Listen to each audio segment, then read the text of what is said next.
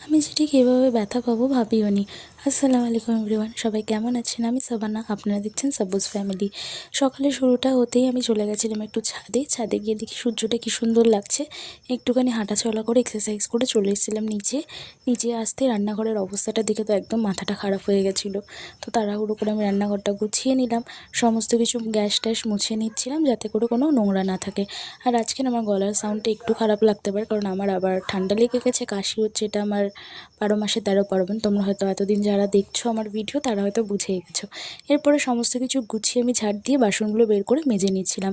আর প্রায় অনেকটাই বাসন ছিল, তো আমি যতটুকুনি পেরেছি সবটুকুনি ভালোভাবে গুছিয়ে মেজে নিয়েছি। এরপর একটু হট ওয়াটার আর চিয়া সিড খেয়ে নিয়েছিলাম।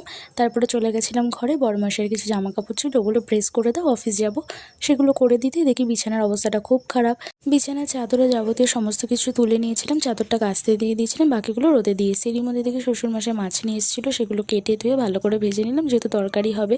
আর আজকে বাঁধাকপি আলুর তরকারি হয়েছিল, তার সাথে মাছের ঝোল হয়েছিল টমেটো দিয়ে। আর এই যে দেখো, ঘরের অবস্থাটা খুবই খারাপ ছিল এতদিন যেহেতু বাড়িতে ছিলাম না, সমস্ত কিছু। তো এগুলোর আজকের টাস্ক আর কি, সমস্ত কিছু আমাকে ডিপ ক্লিন করতে হবে।